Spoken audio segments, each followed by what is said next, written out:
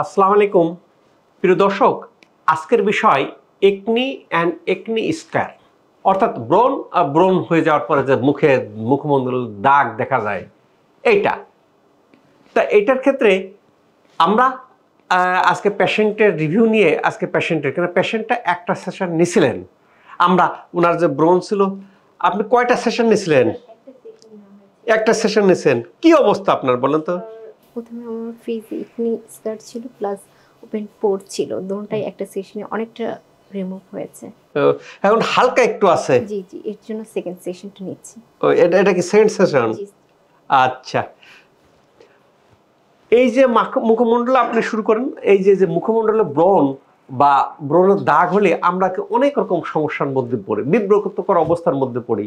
বছরকে বছর বিভিন্ন ওষুধ খাচ্ছি, এটা খাচ্ছি, ওটা খাচ্ছি।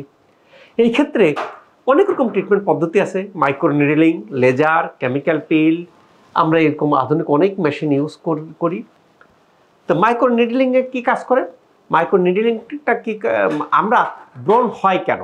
ব্রণ মূলত যে কারণে প্রেক্ষাপটটা হয়ে যায়, আমাদের স্কিনের যে লেয়ার থাকে, লেয়ারের উপর স্তর আমাদের ইপিডার্মিসের কেরাটিনোসাইট ওখানে জমা হয়, ডার্টি পদার্থ জমা হয়, যেমন ক্লগ হয়ে যায়, যার ফলে আমাদের স্কিনের যে সিবামটা বের হতে পারে না হতে পারলে এই ব্রণ হয়।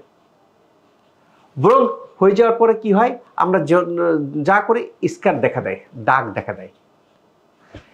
এটাতে কি করে, আমরা যখন মাইক্রোনিডলিং দিই তখন ওই যেটা ক্লগ হয়ে গেছে সে পোর্টটাকে কি করে, পোর্টটাকে ওপেন করে ফেলে। ওপেন করলে কি সিবাম বের হয়ে যায়, ব্রণ ভালো হয়ে যায়। খুব ইজি মেথড। সেই কারণে এটা ওনার মুখে ব্রণের সংখ্যাটা কম, সেই কারণে একটা সেশনেই অনেক ইম্প্রুভমেন্ট। আমরা দুটো সেশনের পর ওনার আর লাগবে না আশা করি। যার মুখের পরিমাণটা বেশি থাকে, ব্রণের পরিমাণটা বেশি থাকে, তাকে বেশ কয়েকটা সেশন লাগে। স্কার কিভাবে হয়? স্কারটা হয় আমাদের মুখমণ্ডলে যখন ব্রণ হয়, ব্রণ হয়ে যাওয়ার পরে মুখে দেখবেন উঁচু হচ্ছে, নিচু হচ্ছে, খাদ্রবাদ্র হচ্ছে। এটা কি কোনো ক্ষেত্রে কি হচ্ছে, কোলাজেনের ডিফিসিয়েন্সি থাকতেছে, ফাইবারের ডিফিসিয়েন্সি থাকতেছে। মাইক্রোনিডলিংটা আমরা ওখানে স্টিমুলেশন দেয়, স্টিমুলেশন দিলে সেই দাগটা রিমুভ হয়ে যায়। পাশাপাশি অনেকের ক্ষেত্রে কি দেখা যায়, ফাইন লাইনস, রিঙ্কেল দেখা যায়, অর্থাৎ কুচকানো যায়, সেটাতেও স্টিমুলেশনের মাধ্যমে বেটার করে, অর্থাৎ কুচকানো ভাবটাকে টান টান করে, যাকে আমরা অ্যান্টি এজিং বলে থাকি, অ্যান্টি এজিং করে। তাহলে দেখা গেছে যে ব্রণ নিয়ে আমরা, তবে ব্রণ যদি অ্যাক্টিভ ফেজে থাকলে কিন্তু পিআরপি দিলে ভালো রেজাল্ট হয়। আমরা মাইক্রোনিডলিং দিলে কি, আমরা অনেক সময় সিরাম ইউজ করি, অনেক রকম আমরা ওষুধ ইউজ করি, এসেন্স ইউজ করি, সেগুলো টার্গেট স্থানে পৌঁছাতে সহায়তা করে, হিলকে দ্রুত কমে করে।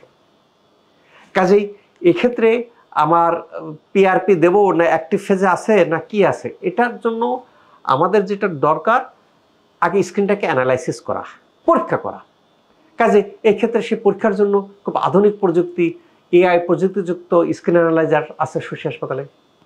পাশাপাশি যত রকম লেজার আছে সব কিছু শশী হাসপাতালে আছে। কাজেই এই ট্রিটমেন্টগুলো যদি আপনারা করে থাকেন, দেখবেন কি যে ব্রণ হোক, মেস্তা হোক, মোল হোক, আচিল হোক, ফ্রিকেল হোক, যে কোনো হাইপার পিগমেন্টেশন হোক, সবগুলো মুখ থেকে দূর হয়ে যায়। স্যার বুঝলাম, ট্রিটমেন্ট নেব কীভাবে? নেবেন, নিচের নাম্বারে ফোন দেবেন, মেসেজ দেবেন, করে ক্লিয়ার হবেন, তারপর আসবেন। কাজেই যে কোনো ত্বকের অ্যাস্থেটিক পারপাজে ত্বকের দাগ বা পিগমেন্টেশন বা যে কোনো মেস্তা দূর করার ক্ষেত্রে শশী স্কিন কেয়ার খুব বিশ্বাসযোগ্য একটা প্রতিষ্ঠান। যারা ট্রিটমেন্টটা নিতে চান যোগাযোগ করতে পারেন। আল্লাহ তাআলা আমাদের সবার ত্বককে ভালো রাখুক, এই প্রত্যাশায় আমি doctor S M Shahidul Islam.